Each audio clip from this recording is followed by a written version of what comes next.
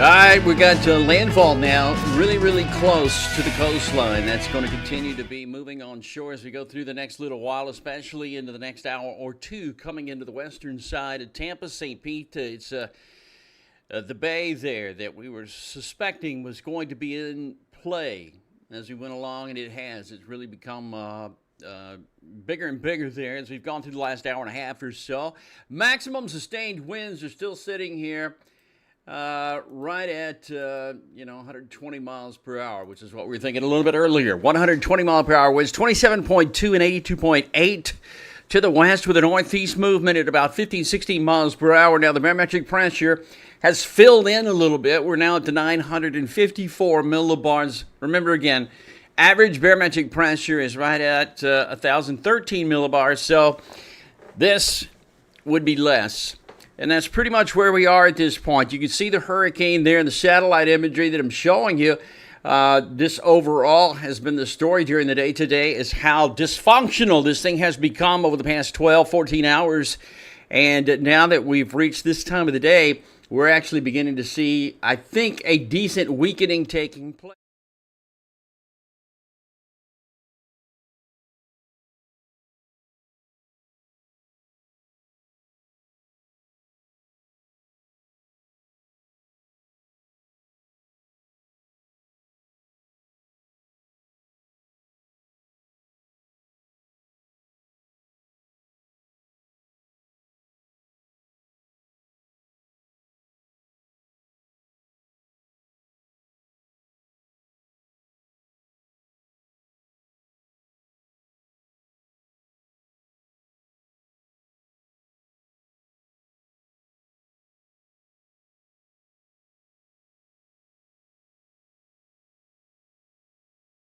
Conditions that existed because of them, and some of the reasons why, we'll have to go back and look at this, because I don't think the overall potential was first thought of to be there for this one band. This one band, when it came on shore during the heating of the day, was them producing so many tornadoes. I saw 17 or 18 tornado warnings at one time. I don't know what the official count is, but there were a bunch, folks, up and down the line. And then tonight, so here we are. We're left over with heavy rain, thunderstorms, and a hurricane that's coming on shore. Like I said, a very dysfunctional looking hurricane. If you look at it on the radar imagery here, the bottom part of it opened up. We thought it had happened the whole time. Truly believed this was going to be, and I mentioned this to you several times during the day yesterday. I thought we were going to have an extra tropical sort of a situation, meaning that this was gaining its energy out of the open water for so long, the latent heat, the energy that's available there, to be fueled from the bottom to the top, and then exhausted out the top because of high pressure loft, losing its characteristics because it was embedded into a cold front that it moved into. And now the cold front just shearing the heck out of it from the west to the east. You can see there's basically nothing there to the west. Listen, I feel guilty. I'm over here in Panama City Beach, Florida, where the weather is stunning this evening. We've had north winds blowing very, at least as far as the humidity goes, somewhat non-existent. I'm even afraid to look at my statistics in front of any of you who are watching, because they're just disgusting. But what we see right now is with a landfalling hurricane that is open on the southern side. And by that I mean down here there's not much going on. There is no rain moving into Northport, Cape Coral. There's no rain there. Now there's still wind. Wind is being reported well over 50 to 60 miles per hour. But not like it would have been 24 hours ago when we had a very concentric eye wall moving across the northern portions of the Yucatan. That is no longer the case now.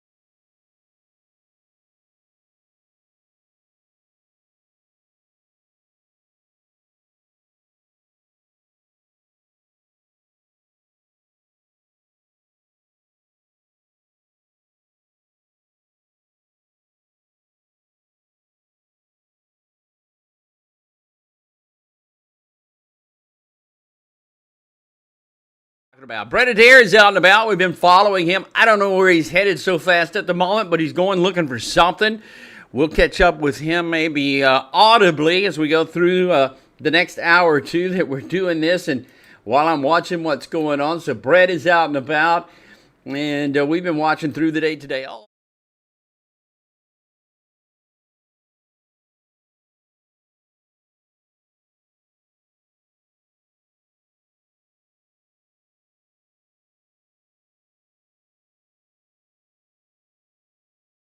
Cam with much anticipation during the day today, and now it's a little bit dark. You can't see it that well, but likely, you know what I do see is down there where the lights are shimmering in the water, I don't see very much wind at all.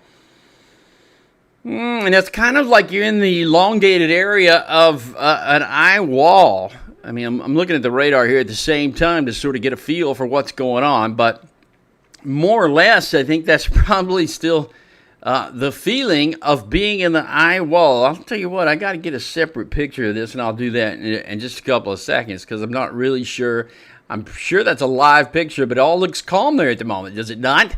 Is it just me as I look at that? That's the Sarasota camera that we've been following through the day today. We had a Bradenton camera, but it said no.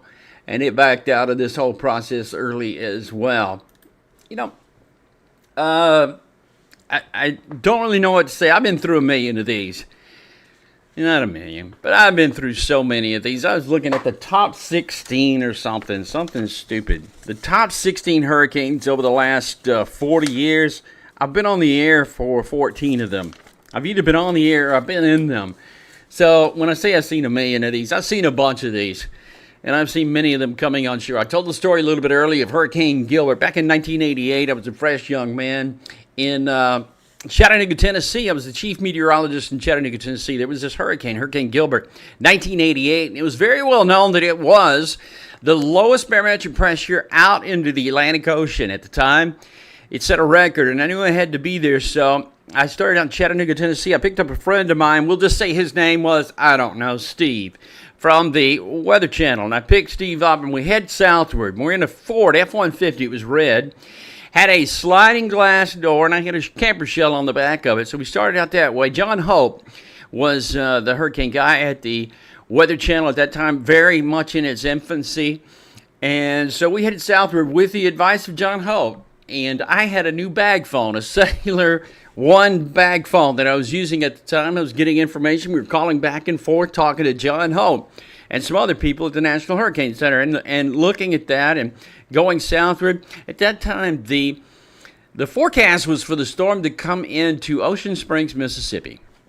That's where we thought we had to go. And through the next 48 hours, the forecast shifted as far west as Corpus Christi in Texas.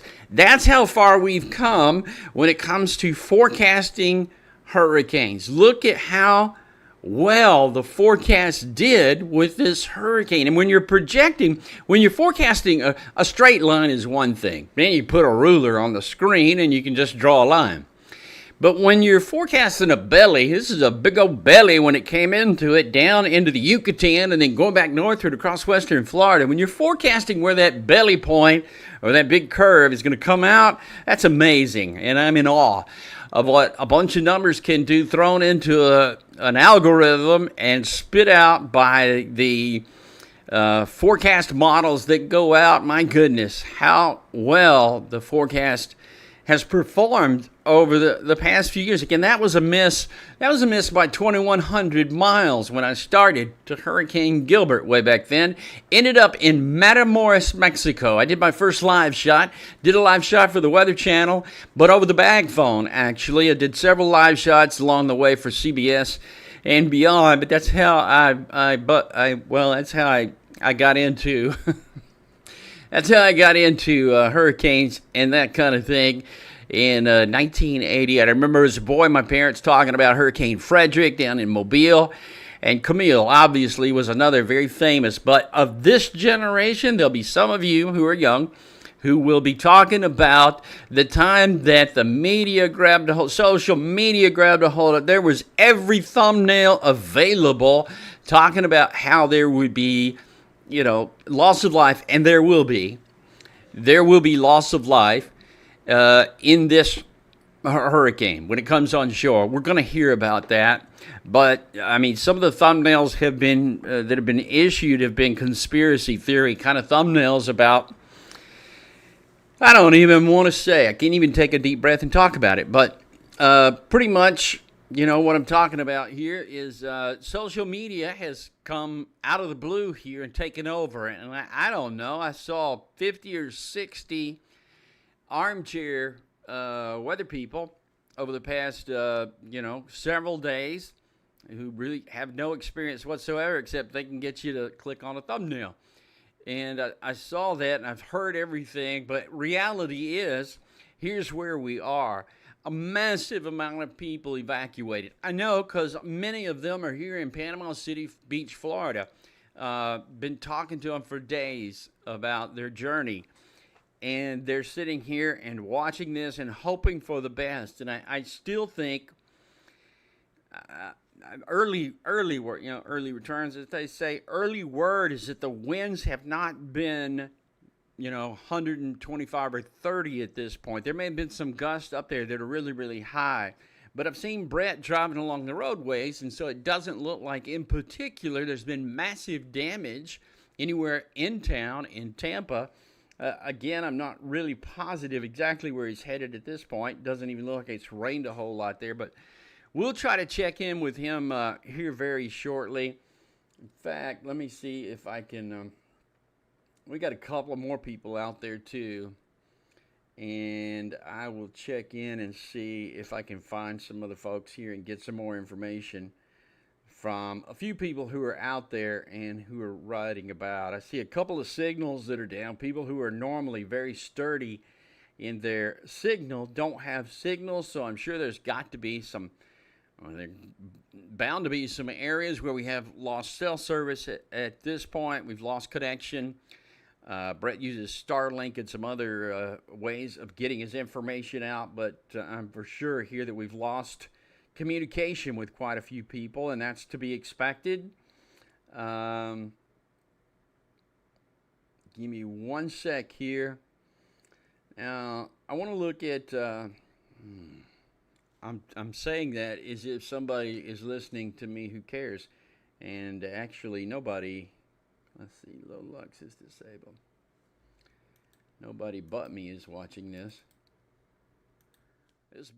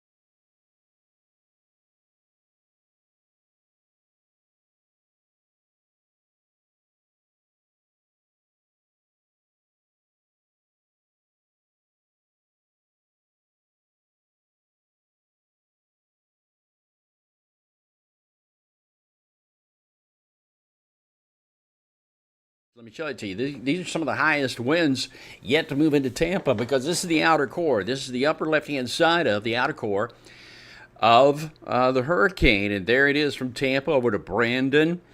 Look at this. I'll draw it on here for you to show you. This thing right here is where most of the wind in this whole event is going to be. There's nothing like that down to the south. It's going to be right up here into this area where the highest winds are going to come into Fishhawk, going to come into Tampa and Brandon Town Country, and back over to Pinellas Park as we go into the next couple of hours. That'll be the case there in Tampa tonight. And right now, the reality is, it looks like to me that the center of the storm, that's not the center of the storm, that's the radar site. But it looks like a big donut there, that is the center of the hurricane. And it's basically the radar that's being picked up there. The biggest thunderstorms, once again, moving away from shore. They are no longer a threat to places like the Palm Coast, Daytona Beach, West Palm. Got a couple of thunderstorms down there around West Palm that we'd be looking at, but most of those are pretty far down to the south. I don't see them regenerating just yet. But as we come ashore, we might see now, and we'll look at the model here in just a couple of minutes, we might see another area, another band begin to form down in here. And if that happens, there'll be another tornado threat right into the same area. I didn't really get into that, but before coming on the air, I'm by myself, so I'm having to do this on the fly as we go along and just sort of keep you updated on what is at the present, and then really just go from there. There's Brad again riding to somewhere. I don't know, maybe I'll get a text from him in a few moments telling me where he is going. But right now, as of 8 o'clock, once again, at 8 o'clock tonight, we still have a hurricane that is producing winds in excess of 120 miles per hour, according to the National Hurricane Center. And got to be watching out. There's no travel tonight, folks. You got to let that go for now. Making sure that you keep you and your loved ones safe. 27.2 to the north, 82.8 to the west. Max winds at 120 with a northeast movement at about 15 miles per hour coming on shore just hours, 45 minutes ago or so. 954 millibars, which is a far cry from where we were last night. Remember last night when this thing had bottomed out again into the 900s, but we are nowhere near there here tonight. Right now, that puts us in a Category 3 situation at 120. There's no R in situation. Category 2 would be below 110, and we're pretty much thinking that might come maybe even in the next update. I think we might be down a category perhaps going into the next update. That would also be a sign of something nice to take place here tonight.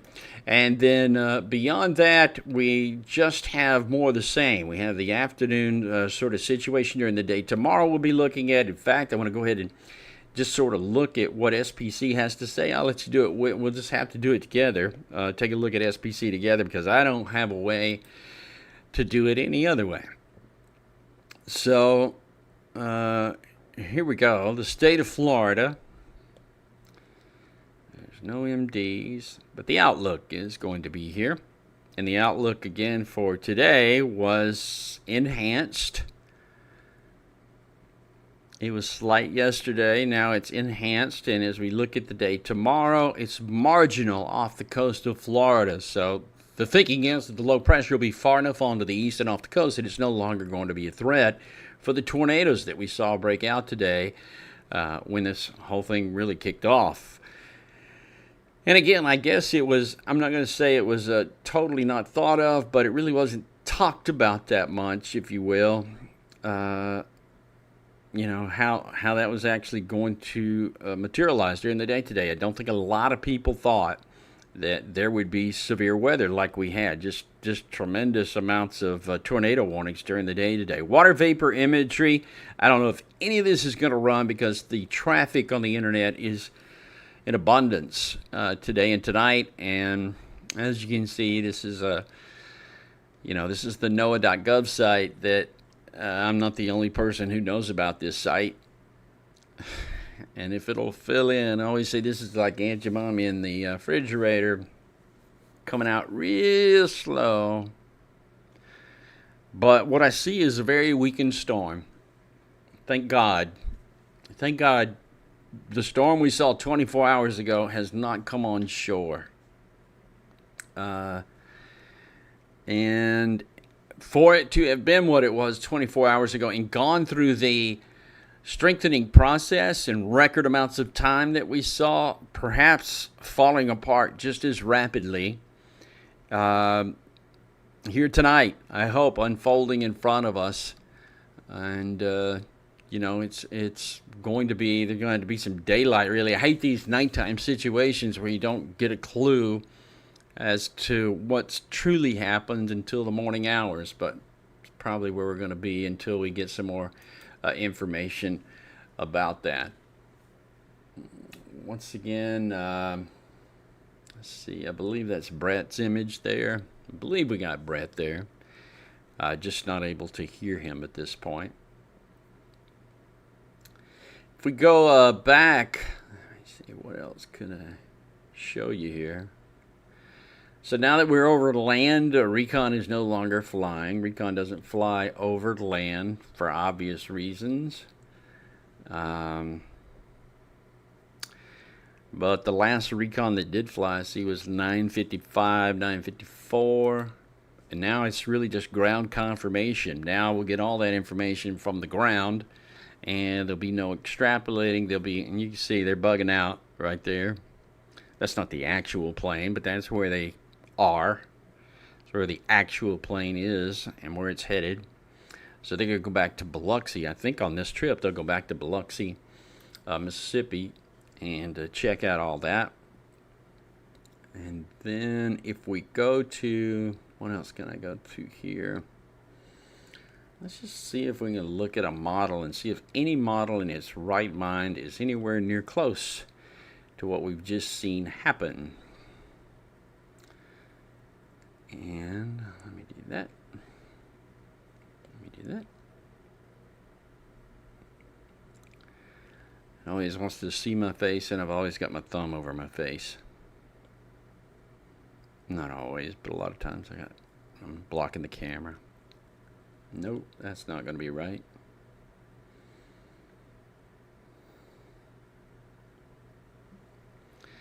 We're going to look at the HRR model. The thing that bugs me about this is it did not initialize correctly, and I mean, it didn't start. The starting point to the hour is not correct. Although it's 7 o'clock tonight, it's about 10 millibars. You can see it's about 10 millibars too high. But we're not really talking about intensity. But the other problem with it, what do you see? That I see that is the problem is that we've got landfall and it's still offshore. It initialized offshore, and now we got a storm that is onshore. So I don't like when models do that. I don't like when the model doesn't know what is the first thing. So how can it get the second, third, and fourth? Those get exponentially worse and worse. No, I don't want to do that either. How about we do that right there? Well, let's just look at this and where it's going, how rapidly it would be projected to move on across the state tonight and take all that rainfall with it. The tremendous rain, and there has been tremendous rain, but it's being taken with it as the low pressure goes along. And this was, again, a situation where we ended up having the actual hurricane, the tropical characteristics falling apart right there at landfall as it all went down and moved through the area. Wind speeds are going to continue to be up there. Some of the winds will gust tonight in excess of 60, 70 miles per hour, traversing the state from the west, south and west, to the north and east, Palm Bay, Orlando, the eye is going to be pretty close to Orlando, but the winds won't pick up until Now, check this out. The winds won't really pick up in Orlando until early tomorrow morning, and then they've got some 60, 70 mile per hour winds Prague for Daytona Beach down to Orlando. That's on the upper right-hand side of things that we were, when we were talking about it a few minutes ago and we were looking at it. It's because this is an open wave now. It's no longer a tightly packed hurricane.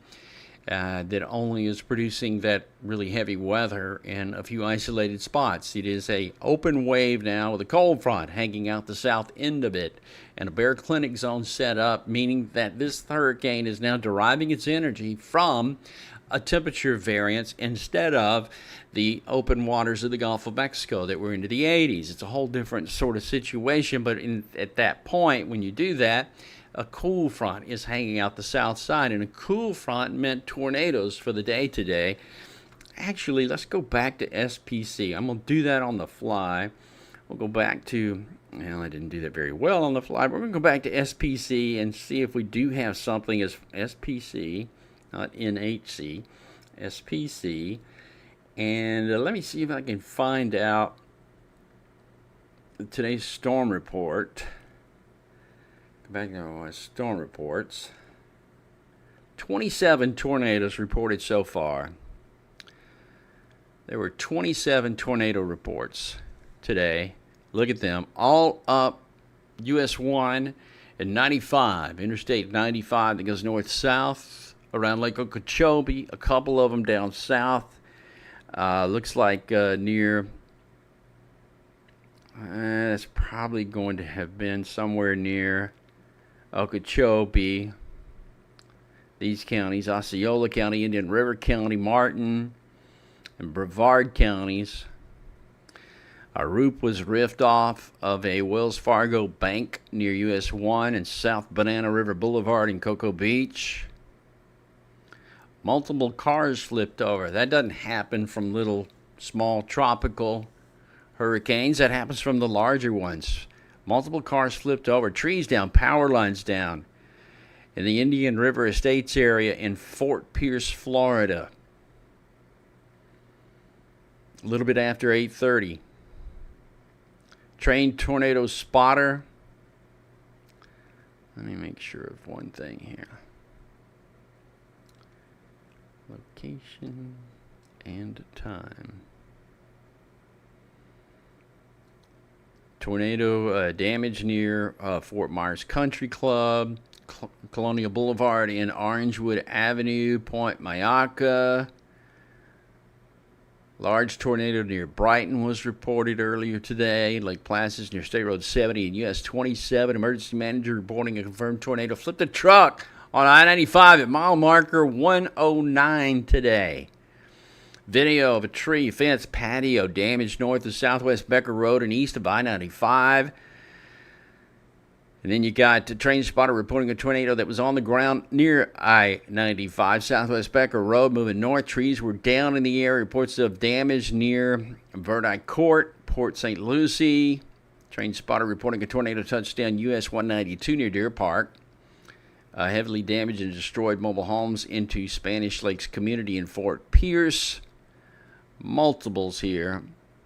Sometimes you'll get reports on injuries that come in with these. I don't see any of those reports at the moment. But those are all tornado reports from the day today. Wind damage reports are out there as well. Collier County, Florida, reporting 58 miles per hour. As the band moved through with the storm a little bit earlier. Mesonet, North Palm Beach had a 92. Okay. Mesonet Station, North Palm Beach County, reported a wind gust of 92 as a confirmed tornado on the ground passed over or very near the airport. This 92 mile per hour wind didn't come from the hurricane. This is on the east side of the Florida Peninsula. This came from a tornado, 92 mile per hour winds. U.S. A wind sensor on Tower 108 measured a wind gust of 60 miles per hour at 5:15, the elevation at 54 feet. Wind sensor on Tower 110 reporting a wind gust of 64 miles per hour And the ASOS at Leesburg International Airport reporting wind gusts of 58 miles per hour earlier, 50 knots. That was out of the north and the north and east. So again, radar tonight. Here's what it looks like. The radar open wave. Low pressure right there. Trailing cold front now ahead of this thing. Dry air that snuck in introduced the perfect ingredients for tornadoes to occur along, if you will, that frontal boundary, that cool frontal boundary. It's just a slight change in the conditions, but dry air definitely worked its way in there. So got a low here that's moving onshore. Low that was formerly a formidable, highly publicized, well talked about, and record-breaking hurricane. Here, Wednesday, October the 9th, 2024, like I said, a generational sort of situation, especially with all the talk that's gone on and all the science that went along with what we saw yesterday in satellite and radar imagery coming out of the northern Yucatan and, you know, right there south and west of Florida. A lot of people will remember this. Of course, a lot of people remember this because they've lost homes. Well, they know people who have lost homes, and all the people who are displaced. Can they go back tomorrow? When can they go back? Everybody who's up here in the Panhandle, they want to go back to their homes. When can they go back? So there's going to be a lot to that as you know, we go into and through the next 24 hours. But for now, we're going to leave it at that. If I get some more information, I'll pass it along. You're looking at you know, the death of a hurricane. Thank goodness. As it comes across the state of Florida. And I never want to say it could have been worse, but it could have been worse. You know, it's still, for somebody, you know, it's like that whole thing where, how do I go about saying this and be politically correct? It's that thing where you know, you're talking about percentages. Let's do it this way. You talk about percentages in the forecast, and for if you say a 20% chance and somebody didn't get it, then there was an 80% chance that they, you know what I'm getting at?